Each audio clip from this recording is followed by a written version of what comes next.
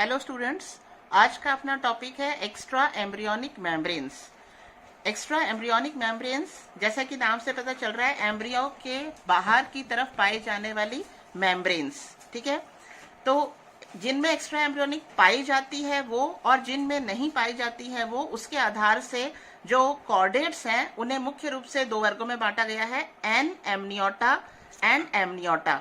ये जो शब्द बना है ये एमनियन से बना है। एमनियन जो होती है वो एम्ब्रियो के जस्ट बाहर की जो मेम्ब्रेन होती है उसे क्या कहते हैं, एमनियन। पहले मैं आप लोगों को थोड़ा सा जो है इन लेयर्स के बारे में बता देती हूँ।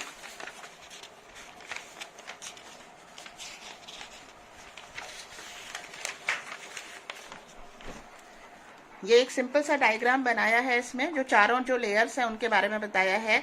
ये जैसे ब्राउन कलर का जो शो कर रहे हैं ये है डेवलपिंग एम्ब्रियो। तो इस एम्ब्रियो के जस्ट बाहर का जो आवरण है, जो मेम्ब्रेन है, वो मेम्ब्रेन कहलाती है एमनियन। ठीक है, और पूरे के बाहर जो आवरण है यानी आउटर मोस्ट मेम्ब्रेन, तो आउटर मोस्ट मेम्ब्रेन कहलाती है कोरियन। ठीक है, और योक को जिस मेम्ब्रेन ने चारों तरफ से घेर रखा है वो कहलाती है योक सैक। और ये है जो एम्ब्रियो के हाइंड गट से निकलती है, ये मेम्ब्रेन है एलेंटॉइस। तो इस तरह से चार नाम आएंगे एक्स्ट्रा एम्ब्रियोनिक मेम्ब्रेन में। एमनियन जो एम्ब्रियो के जस्ट बाहर का आवरण है वो, कोरियन जिसने पूरे को कवर कर रखा है वो, इसके अलावा योक सैक और एलेंटॉइस।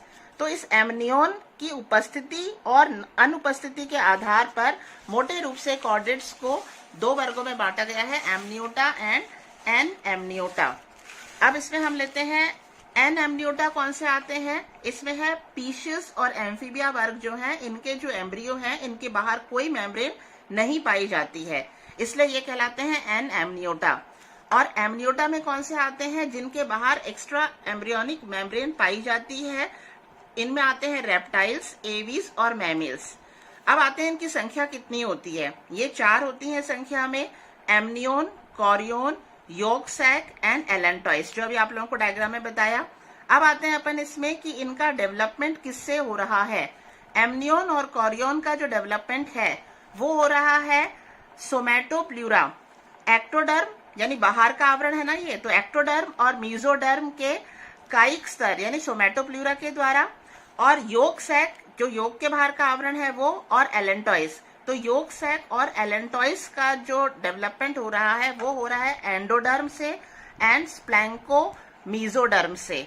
ठीक है, तो ये प्रश्न आ सकता है कि संख्या में कितनी होती है और उनका डेवलपमेंट किसके द्वारा हो रहा है। बहुत सिंपल है, एक्टो बाहर का, क्योंकि एमनियन बाहर का है एम्ब्रियो के जस्ट बाहर, और कोरियन और भी बाहर जो पूरे को कवर करके रखता है वो, और योक सैक अंदर की तरफ है, एलेंटॉइस भी अंदर की तरफ है, इसलिए एंडोडर्म एंड स्प्लैंक्नो मीजोडर्म। अब यहाँ दो शब्द आ रहे हैं, सोमैटोप्ल्यूरा एंड स्प्लैंक्नोप्ल्यूरा। सोमैटो का मतलब होता है कायिक और प्ल्यूरा मतलब होता है साइड। तो सोमैटोप्ल्यूरा मतलब कौन सी लेयर है ये, जो कायिक की तरफ है, बाहर की तरफ है, और स्प्लैंक्नो का मतलब होता है विजरल। तो मिडगट की साइड में या एलिमेंट्री कैनाल की साइड में या विजरल ऑर्गन की साइड में जो मीजोडर्म है वो मीजोडर्म कहलाता है स्प्लैंक्नो मीजोडर्म। अब यहाँ पर सबसे पहले हम डिस्कस करेंगे योक सैक का डेवलपमेंट कैसे हो रहा है, क्योंकि सबसे पहले योक के सेल का ही निर्माण योक सैक का निर्माण होता है, इसलिए हम सबसे पहले योक सैक के बारे में डिस्कस करेंगे।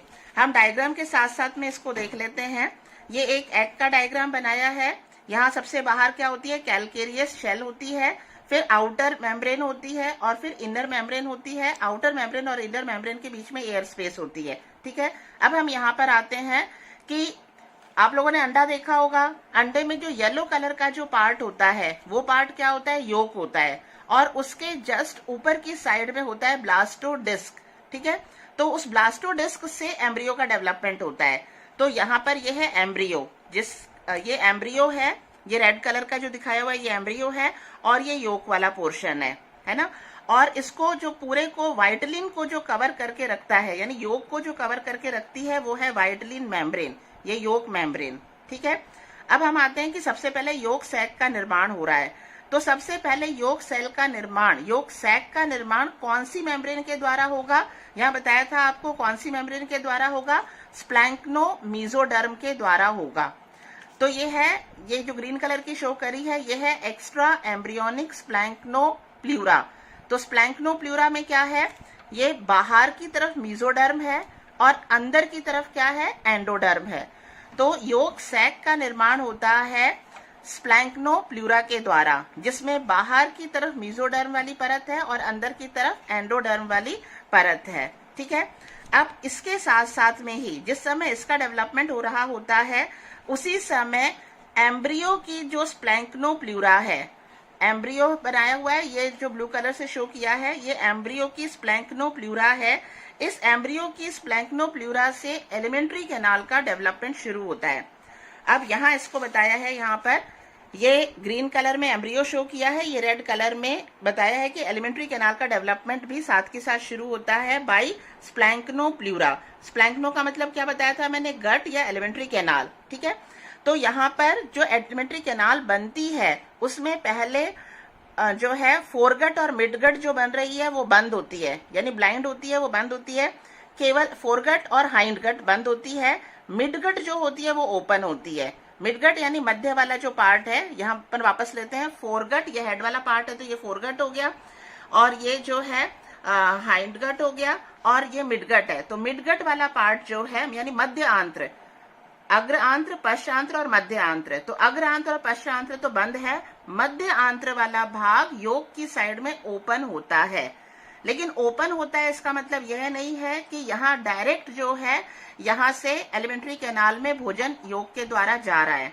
डायरेक्ट जो है इसके द्वारा भोजन नहीं जाता, ये जो दोनों आपस में कनेक्ट होते हैं, दोनों कौन, मध्य आंत्र जो खुली हुई होती है योग साइड में, तो यहाँ ये जो कनेक्शन होता है इसका, इस कनेक्शन को कहते हैं योग स्टॉक।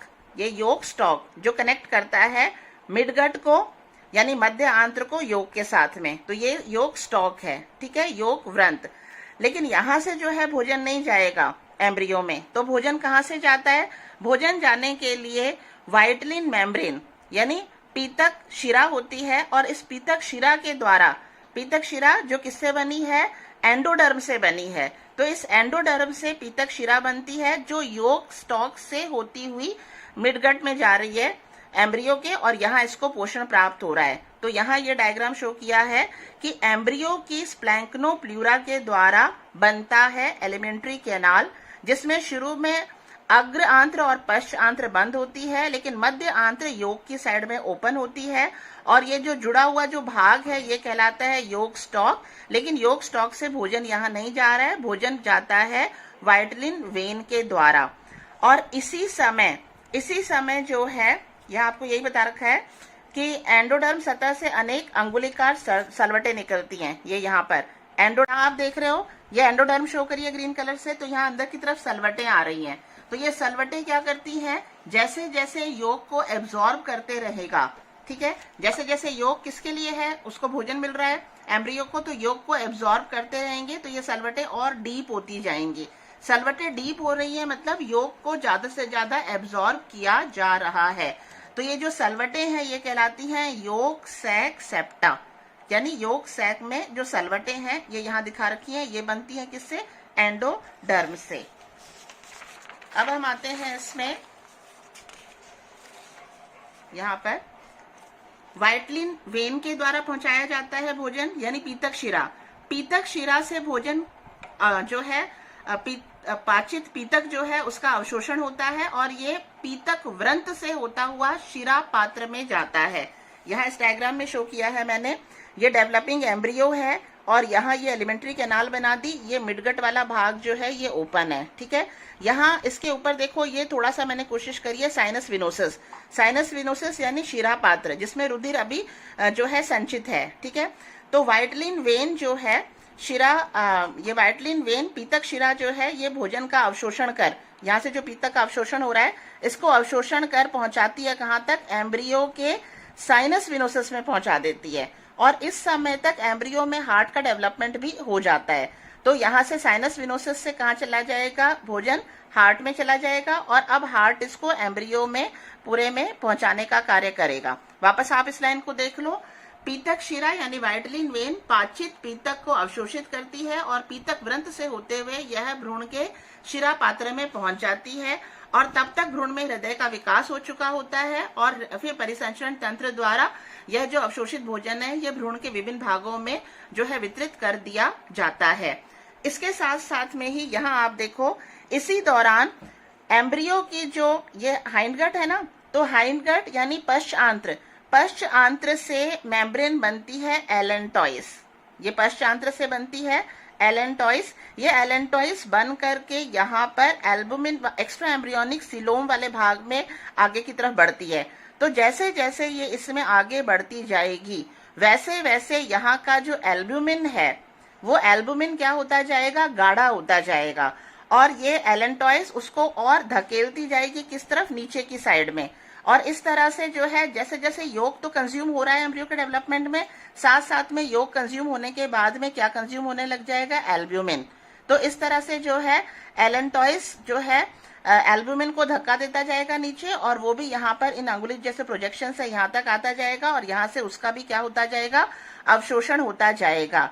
और इंक्यूबेशन पीरियड यानी उष्मायन काल जब समाप्ति पर होता है तो उससे कुछ समय पूर्व यानी लगभग 10 दिन अपन मान लेते हैं चीक में जो है इंक्यूबेशन पीरियड है, तो उस समय पीतक कोश को भ्रूणीय उदर गुहा, ये उदर गुहा है, इस उदर गुहा में पूरी तरह से खींच लिया जाता है। यानी ये पूरा का पूरा इसके उदर गुहा में खींच लिया और क्योंकि उसके बाद क्या होना है, उसके बाद इंक्यूबेशन पीरियड कंप्लीट ही हो गया, ठीक है, तो इसको चूजे को बनकर बाहर ही आना है। तो ये पूरा का पूरा जो है पीतक कोश भ्रूणीय उदर गुहा में खींच लिया जाता है और भ्रूण में समायोजित हो जाता है। तो इस तरह से ये है योग सैक का पूरा प्रोसेस। अब इसमें आता है, हमने देखा फंक्शन ऑफ योग सैक। तो योग सैक का मुख्य जो है कार्य क्या है, डेवलपिंग एम्ब्रियो को भोजन प्रदान करना, ठीक है। अब हम लेते हैं बाकी जो मेम्ब्रेन है, एमनियोन और कॉरियोन। एमनियोन और कॉरियोन मेम्ब्रेन का लेते हैं अपन। एमनियोन और कॉरियोन का विकास एक साथ होता है। एमनियोन कौन सी बताई थी, जिसने एम्ब्रियो को, यहाँ अगर हम लेते हैं ये एम्ब्रियो है, एम्ब्रियो के जस्ट बाहर वाली जो मेम्ब्रेन है ये कहलाती है एमनियोन, ठीक है। तो एमनियोन और कॉरियोन का विकास एक साथ होता है, इसलिए हम इसकी स्टडी जो है एक साथ ही करते हैं। अब इसका विकास कब शुरू होता है, इसका विकास शुरू होता है इंक्यूबेशन पीरियड के 30 घंटे के पश्चात। हम कह सकते हैं लगभग 1.25 दिन के बाद में एमनियोन और कॉरियोन का विकास शुरू हो जाता है। फिर दूसरा प्रश्न आता है कि किसके द्वारा इनका विकास होता है मेम्ब्रेन का। तो आपको पहले भी बताया था, एक्स्ट्रा एम्ब्रियोनिक सोमैटोप्ल्यूरा, प्ल्यूरा मतलब साइड, सोमैटो मतलब काइक। तो बाहर की तरफ कौन सी लेयर होती है, एक्टोडर्म। एक्टोडर्म के अंदर कौन सी होगी, मीजोडर्म। तो एक्टोडर्म और मीजोडर्म जो है यानी एक्स्ट्रा एम्ब्रियोनिक सोमैटोप्ल्यूरा के द्वारा एमनियोन और कॉरियोन का विकास शुरू होता है। तो इसमें यहाँ आप डायग्राम में देखो, यहाँ पर सबसे पहले क्या होता है, हेड वाला पार्ट थोड़ा सा अपने आप को योग के अंदर जो है झुका लेता है। तो जब वो हेड वाला पार्ट योग के अंदर की तरफ झुकता है तो उस समय सोमैटोप्ल्यूरा वाला जो भाग है वो इसके चारों तरफ ऐसे इसको घेरते हुए एक फोल्ड बन जाता है। तो क्योंकि हेड के बाहर की तरफ ये फोल्ड बन रहा है तो इसको क्या कहेंगे, हेड फोल्ड। क्योंकि एमनियोन को क्या करना है, एम्ब्रियो को पूरा आवरण बना रहा है, तो जो है सोमैटोप्ल्यूरा इसके हेड को घेरती है यहाँ से, तो ये डबल फोल्ड होता है। डबल फोल्ड, एक ये और एक ये डबल फोल्ड हो रहा है ना, तो यहाँ पर ये हेड फोल्ड बनता है। इसी तरह से ही दोनों लेटरल साइड में एम्ब्रियो के जो है लेटरल फोल्ड बनते हैं और उसी समय थोड़े बाद में टेल फोल्ड बनता है। यानी टेल की तरफ से जब इसको घेर रहा है तो ये क्या कहलाएगा, टेल फोल्ड। तो इस तरह से सोमैटोप्ल्यूरा, एक्स्ट्रा एम्ब्रियोनिक सोमैटोप्ल्यूरा के द्वारा 3 फोल्ड बने। हेड फोल्ड जो हेड को कवर कर रहा है, दोनों साइड लेटरल फोल्ड और टेल फोल्ड। टेल फोल्ड सबसे बाद में बनता है। फिर ये तीनों के तीनों जो फोल्ड होते हैं ये सभी भ्रूण को ऊपर फैल करके आपस में मिल जाते हैं। तो इस तरह से ये भ्रूण को चारों तरफ से घेर लेते हैं। तो जहां ये सारे फोल्ड आपस में मिलते हैं, जुड़ते हैं, उस जगह को कहेंगे सीरो एमनियोटिक कनेक्शन। जहां पर ये वलन परस्पर मिलते हैं इसे क्या कहेंगे, सीरो एमनियोटिक कनेक्शन। ये जो कनेक्शन है ये टेल की साइड में होता है। उसका क्या कारण है टेल की साइड में होने का, क्योंकि हेड फोल्ड पहले बनने लग जाता है, लेटरल फोल्ड भी बनने लग जाता है, पर टेल फोल्ड सबसे लास्ट में बनता है। तो जब तक टेल फोल्ड बनता है तब तक ये हेड फोल्ड और लेटरल फोल्ड बन चुके होते हैं और टेल फोल्ड बाद में बनता है, इसीलिए इसका जो कनेक्शन वाली जो लाइन है ये टेल फोल्ड की साइड में होती है। अब हम लेते हैं कि इन फोल्ड का बाहरी स्तर कौन सा बताया है, जो कोरियोन बनाएगा। तो जो सबसे बाहर की तरफ जो लेयर है वो कोरियोन है। अब अगर हम यहाँ पर लेते हैं, यहाँ देखो आप, ये सबसे बाहर का लेयर है, तो ये बाहरी स्तर है। इसमें बाहर की तरफ क्या है, एक्टोडर्म है जो ग्रीन कलर से शो की है, अंदर की तरफ क्या है, मीजोडर्म। तो ये बाहरी स्तर है, ये कोरियोन बनाएगा, ठीक है। अब ये अंदर का स्तर, डबल फोल्ड था ना, तो ये अंदर का जो स्तर है, अब अंदर ऐसे घूमकर जब ये अंदर आता है तो क्या होता है, मीजोडर्म तो अब बाहर की तरफ आ गई और एक्टोडर्म अंदर की तरफ आ गई। यानी एमनियोन के अंदर मीजोडर्म बाहर की तरफ है और एक्टोडर्म अंदर की तरफ है, ठीक है। तो ये इनर कवरिंग है एम्ब्रियो की, और कोरियोन क्या है, आउटर कवरिंग। तो आउटर कवरिंग यानी एक्टोडर्म बाहर की तरफ, फिर मीजोडर्म। इनर कवरिंग में ये मीजोडर्म बाहर की तरफ है और एक्टोडर्म अंदर की तरफ आ गई है, ठीक है। तो इस तरह से जो है ये एमनियोन और कोरियोन का विकास होता है। अब हम यहाँ पर लेते हैं, ये जो एमनियोन जब इस एम्ब्रियो को घेर लेती है, जैसे अब एमनियोन जब एम्ब्रियो को घेर लेती है तो यहाँ पर बीच में स्पेस रहती है, ठीक है। तो एम्ब्रियो और एमनियोन के बीच की जो स्पेस है वो क्या कहलाएगी, एमनियोन कैविटी। और इस कैविटी में जो द्रव भरा रहता है उसको क्या कहेंगे, एमनियोटिक फ्लूइड। और ये जो एमनियोटिक फ्लूइड है ये बहुत ही महत्वपूर्ण है एम्ब्रियो की सुरक्षा की दृष्टि को लेकर के, खास तौर से क्यों, क्योंकि यहाँ एम्ब्रियो है, इसके बाहर द्रव है और इसके बाहर जो है ये एमनियोन है, ठीक है। तो एम्ब्रियोनिक फ्लूइड जो है ये एक तरह से कृत्रिम तालाब का कार्य कर रहा होता है डेवलपिंग एम्ब्रियो के लिए।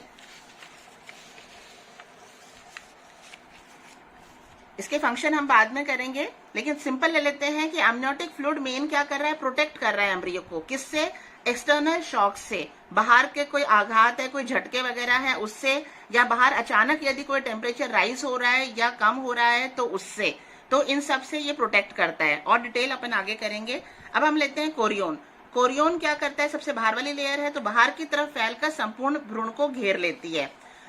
यानी इसने, कोरियन ने किस किस को घेर रखा है, एमनियोन को तो घेर ही रखा है, योग सैक को भी घेर रखा है, अपने में कवर किया हुआ है उसने। अब कोरियोन और एमनियोन के बीच की जो कैविटी है, कोरियोन और एमनियोन के बीच की कैविटी, यानी यहाँ पर लेते हैं हम, ये है कोरियोन और ये है एमनियोन, इन दोनों के बीच की कैविटी क्या कहलाएगी, कोरियोनिक कैविटी, ठीक है। तो ये कहलाएगी कोरियोनिक कैविटी। अब हम लेते हैं फंक्शन अलग से पूछे जाते हैं इनपे। Function of amnion and chorion, सबसे मेन फंक्शन क्या है, कोरियोन क्योंकि सबसे बाहर का आवरण है तो सुरक्षा प्रदान करेगा, ठीक है। सुरक्षा के साथ साथ में ये एमनियोट्स के साथ मिलकर के भ्रूण के लिए श्वसन अंग का कार्य करता है, क्योंकि वो अंदर ही श्वसन ले रहा है तो सुरक्षा का है, साथ में एमनियोट के साथ मिलकर श्वसन अंग का कार्य करता है। एमनियोटिक फ्लूइड जो द्रव भरा हुआ है एम्ब्रियो के बाहर, ये क्या कर रहा है, आर्टिफिशियल पॉन्ड प्रदान कर रहा है एम्ब्रियो को, कृत्रिम तालाब प्रोवाइड कर रहा है, जिससे जो है बाहर की तरफ से एम्ब्रियो सूखेगा नहीं, तो सूखने का खतरा नहीं होगा। और बाहर की तरफ से वो कवच, एम्ब्रियो जो है वो जो अंडे की जो कवच है उससे चिपकेगा या रगड़ेगा भी नहीं, क्योंकि बीच में तरल पदार्थ भरा हुआ है।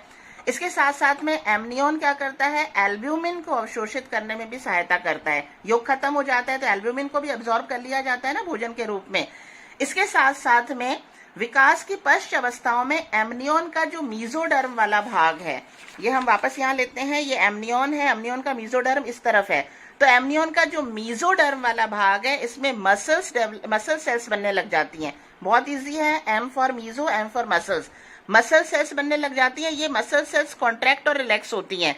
तो इन मसल सेल्स के कारण एमनियोटिक फ्लूइड जो है ना, एमनियोटिक फ्लूइड जो है, इस एमनियोटिक फ्लूइड में क्या होगा, हिलता रहेगा। तो इस एमनियोटिक फ्लूइड के हिलते रहने से भ्रूण का परिसंचरण बने रहता है, क्योंकि भ्रूण में अभी हार्ट जो है उतनी कैपेसिटी नहीं होती, तो एमनियोटिक फ्लूइड हिलता रहता है, जिसके कारण भ्रूणीय परिसंचरण को बनाने में सहायता होती है। इसके अलावा एमनियोन यदि आकस्मिक ताप परिवर्तन आता है तो उससे भी भ्रूण की रक्षा करता है। जैसे प्रेग्नेंट लेडी है, उसको बुखार हो जाए या कुछ और कारण से टेम्परेचर राइज हो जाए तो उससे भी जो है एम्ब्रियो सुरक्षित रहेगा, क्योंकि बीच का लिक्विड जो है वो उसको टेम्परेचर को वहां तक नहीं पहुंचने देगा। अब हम लास्ट लेयर लेते हैं एलेंटॉइस। एलेंटॉइस जो लेयर है ये बनती है थर्ड डे ऑफ इनक्यूबेशन, यानी उष्मायन काल के तीसरे दिन जो है एलेंटॉइस लेयर का निर्माण होता है। एलेंटॉइस लेयर मैंने बताया था आप लोगों को कि ये जो एम्ब्रियो है इसमें एलिमेंट्री कैनाल जो बन रही है, तो एलिमेंट्री कैनाल जो बन रही है इसमें पहले क्या बनता है, अग्र आंत्र और पश्च आंत्र, लेकिन बंद होती है, मध्य आंत्र ओपन होती है। हम जो भी खाना खाते हैं वो लास्ट में पचने बचने के बाद में अपचित भोजन कहाँ जाएगा, पश्च आंत्र में। तो यहाँ पर एम्ब्रियो के अंदर जो है पश्च आंत्र वाला भाग, क्योंकि भोजन पच रहा है, योग जो भी एब्जॉर्ब कर रहा है, तो पश्च आंत्र से जो है पश्च आंत्र की जो स्प्लैंक्नोप्ल्यूरा है, ठीक है, स्प्लैंक्नोप्ल्यूरा एलिमेंट्री कैनाल से संबंधित है, तो स्प्लैंक्नोप्ल्यूरा हमें याद रखना है। तो स्प्लैंक्नोप्ल्यूरा से बनता है ये मेम्ब्रेन एलेंटॉइस, और ये बनकर के किस तरफ जाएगी, ये योक सैक के बाहर की तरफ इस तरह से बढ़ती है। कौन सी जो स्पेस है एमनियन और जो सिलोम है इसकी तरफ ये ग्रोथ करती है। अब यहाँ देखो इसमें एलेंटॉइस में एंडोडर्म अंदर की तरफ है और मीजोडर्म बाहर की तरफ है। हम यहाँ लेते हैं इसमें इस डायग्राम में ये एम्ब्रियो है, ठीक है, एम्ब्रियो का ये हेड वाला पार्ट है, यहाँ हो गई अग्र मध्य, अभी आ गया पश्चांत्र। तो पश्चांत्र से जो है ये बनती है एलेंटॉइक स्टॉक, और ये एलेंटॉइस बन करके इसको पूरे को एल्बुमिन वाले भाग को इसको कवर करने लग जाती है, इस तरह से पूरे स्पेस को कवर करती है। तो एलेंटॉइस एक तरह से उत्सर्जी अंग का कार्य करती है एम्ब्रियो का। एम्ब्रियो अपने आप तो उत्सर्जन करेगा नहीं, और इसमें जो अपशिष्ट उत्सर्जी पदार्थ बनेगा वो यूरिक एसिड के रूप में बनेगा। तो ये एलेंटॉइस जो है ये एक तरह से एम्ब्रियो का क्या है, यूरिनरी ब्लेडर है, ठीक है। अब ये जो है एक्स्ट्रा एम्ब्रियोनिक स्प्लैंक्नोप्ल्यूरा पश्चांत्र के निचली सतह से विकसित होती है, पश्चांत्र की निचली सतह से विकसित होती है, विकसित होकर के ये पूरा यहाँ से ये इस तरह से कवर कर रहा है। अब यहाँ पर देखो ये कहलाता है एलेंटॉइक स्टॉक, ठीक है। अब ये योक वाला भाग है, तो ये क्या बना था इसमें, योक स्टॉक, मध्य आंत्र से जो बना था वो क्या था, योक स्टॉक। अब यहाँ पर है कोरियोन मेम्ब्रेन जो सबसे आउटर मोस्ट मेम्ब्रेन है। कोरियोन मेम्ब्रेन में क्या बताया था, बाहर की तरफ एक्टोडर्म है, अंदर की तरफ मीजोडर्म है, और एलेंटॉइस में क्या है, अंदर की तरफ एंडोडर्म है, बाहर की तरफ मीजोडर्म है। तो दोनों का मीजोडर्म यानी कोरियोन का मीजोडर्म अंदर की तरफ है, एलेंटॉइस का मीजोडर्म बाहर की तरफ है, तो दोनों का जो मीजोडर्म है ये संयुक्त हो जाता है। तो दोनों का मीजोडर्म ये जो ग्रीन कलर से बता रखा है ये संयुक्त हो जाता है, और इसको कहेंगे एलेंटोस्कोरियोन। यहाँ है mesoderm of allantois and chorion unites. और ये जो मीजोडर्म है ये अत्यधिक संवहनी होता है, यानी इसके अंदर जो है आर्टरीज और वेन्स जो है ये डेवलप हो जाती हैं, ठीक है। अब यहाँ हम लेते हैं एलेंटॉइस एक खोखले व्रंत द्वारा भ्रूण के पश्चांत्र से जुड़ा रहता है। ये खोखला व्रंत है और भ्रूण की पश्चांत्र से ये एलेंटॉइस जुड़ा हुआ है। एलेंटो कोरियोन की दोहरी मीजोडर्म यानी एलेंटॉइस की और कोरियोन की दोहरी मीजोडर्म जो है ये अत्यधिक वस्कुलर होती है, ब्लड कैपिलरीज का जाल पाया जाता है इसमें। ये रक्त केशिकाएं भ्रूणीय परिसंचरण तंत्र से एलेंटॉइक, क्योंकि एलेंटॉइक से संबंधित है, एलेंटॉइक आर्टरी और एलेंटॉइक वेन्स के द्वारा जुड़ी रहती हैं। तो ये है यहाँ एलेंटॉइक स्टॉक, इस स्टॉक के द्वारा आर्टरीज और वेन्स जो हैं ये इसके जुड़ी हुई है एम्ब्रियो के द्वारा। और भ्रूण काल की समाप्ति पर एलेंटॉइस पूरी तरह से भ्रूणीय शरीर में अवशोषित हो जाता है। ये शुरू में बताया था, बाकी सारा जो है वो अवशोषित कर लिया जाता है उदर गुहा के द्वारा। अब अपन आते हैं फंक्शन पर, आ जाते हैं अपन फंक्शन ऑफ एलेंटॉइस। वैसे पूरे के क्या 3 मेन फंक्शन होते हैं, एक तो भोजन का, दूसरा एक्सक्रीशन का, तीसरा रेस्पिरेशन का। तो लगभग ये तीनों फंक्शन में हेल्प होता है एलेंटॉइस से। सबसे पहले तो क्या बताया था, ये एलेंटॉइस जो है ये भ्रूणीय उत्सर्जी पदार्थ को एकत्र करने का कार्य करता है, क्योंकि हाइंड गट से जुड़ा हुआ है पचने बचने के बाद में। तो भ्रूणीय उत्सर्जी पदार्थ को एकत्र करने का कार्य करती है, और किस रूप में करती है ये, यूरिक एसिड के रूप में। तो हम कह सकते हैं कि एलेंटॉइस एक यूरिनरी ब्लेडर की तरह कार्य कर रही है, एम्ब्रियो के यूरिनरी ब्लेडर की तरह कार्य कर रही है। दूसरा क्या है, रेस्पिरेशन में हेल्प करती है, रक्त वाहिका युक्त है ये, अभी बताया था ना, इसमें जो है अत्यधिक संवहनी होती है। तो एलेंटोकोरियोन भ्रूणीय श्वसन अंग की तरह कार्य करता है। और तीसरा क्या है, यह एल्ब्यूमिन अवशोषण में भी सहायक होती है। तो तीनों कार्य हो गए, एक्सक्रीशन का भी हो गया, रेस्पिरेशन का भी हो गया और एब्जॉर्प्शन ऑफ डाइजेस्टेड फूड का भी कार्य इसके द्वारा संपन्न होता है। Thank you.